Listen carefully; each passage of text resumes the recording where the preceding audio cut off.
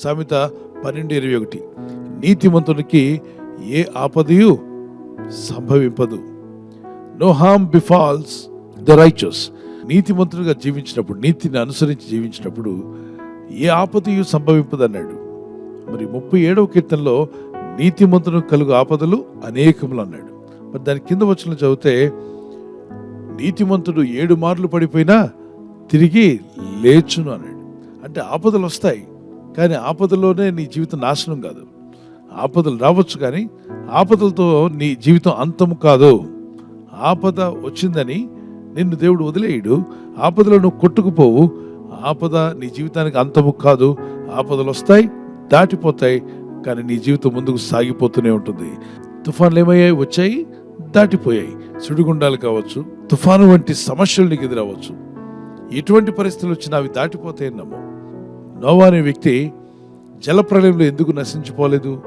ఆయన కానీ, ఆయన భార్య కానీ, బిడ్డలు కానీ ఎవరు నశించిపోలే. మరి ఆ దినాల్లో జీవిస్తున్నటువంటి మహామహులు, మరి బలవంతులు, ధనవంతులు, అన్నీ ఉన్న వాళ్ళు కూడా జలప్రళయంలో కొట్టుకుపోయారు. జలప్రళయంలో కనబడకుండా పోయారు. మరి అంతటి వారు ఎంత బలవంతులైనా, ఎంత ధనవంతులైనా, ఎంత బలిష్ఠులైనా వారందరూ కూడా నాశనం చేసేసింది జలప్రళయం.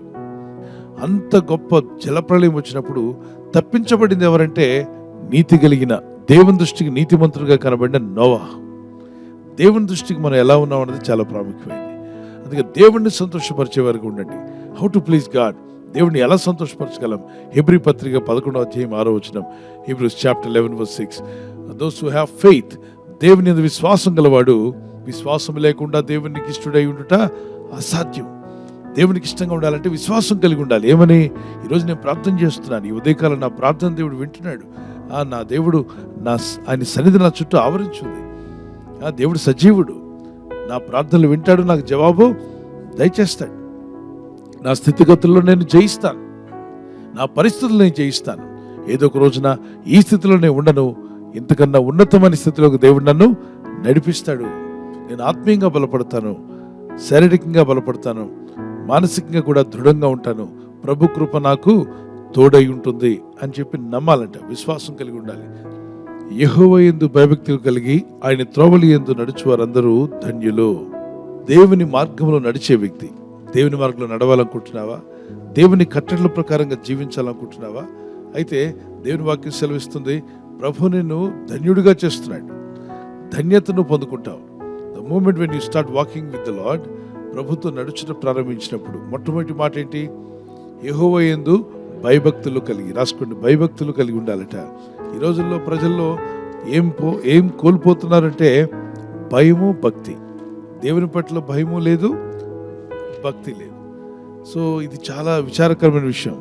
ప్రభు అన్నాడు, అంత్య దినాల్లో అలాంటి ప్రజలు వచ్చేస్తారు, స్వార్థ ప్రియులు వస్తారు, ప్రమాదకరమైన దినాలు వస్తాయి అన్నాడు. In the last days the peoples mind set will be very dangerous అన్నాడు. 2 Timothy chapter 3:1-5 అని చదివితే అంత్య దినముల్లో అలాంటి భయంకరమైన పరిస్థితులు వస్తాయి. కాబట్టి మీరు అలా ఉండకండి, మీరు మీ కుటుంబాలు ఆ విధంగా జీవించకండి. దానికి విరుద్ధంగా మీరు భక్తి కలిగిన వారుగా ఉండాలి. When you have fear of God, you will be blessed and your generation will be blessed. Your generation still 1000 generation will be blessed.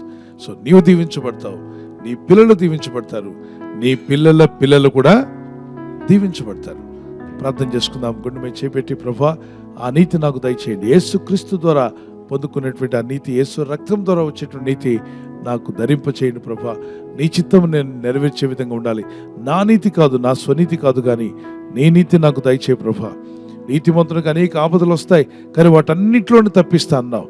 యోబు జీవితంలో అనేక ఆపదలు వచ్చాయి, వాటన్నిటి నుండి తప్పించావు నాయన.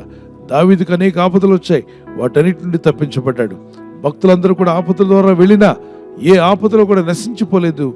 ఆపదలు వారి జీవితాన్ని అంతం చేయలేదు, కానీ ఆపదల్లో వారికి మీరు సాయం చేశారు, తప్పించారు, విడిపించారు. ఈ రాత్రి నెమ్మదితో పండుకొని సురక్షితంగా కాపాడబడినట్లుగా నీ అగ్ని కంచి వేసి మమ్మల్ని కాపాడండి. మీ చిత్తములో కొనసాగే కృప అందరికీ దయచేయమని యేసుక్రీస్తు ప్రశస్త నామములో వీరందరికీ చక్కని నిద్ర దయచేసి తెల్లవారు లేచి కృపను మాకిమ్మని క్రీస్తు యేసు నామములో అడిగి వేడుకుంటున్నామా పరలోకపు తండ్రి, ఆమేన్, ఆమేన్. ఈ వాగ్దానం మీతోనే ఉంచుకోకుండా లైక్ చేయండి, షేర్ చేయండి, అనేకులు ఈ యొక్క ఛానల్ సబ్స్క్రైబ్ చేసుకోమని తెలియపరచండి. సబ్స్క్రైబ్ చేయని వారు కూడా సబ్స్క్రైబ్ చేయండి. Good night. God bless you.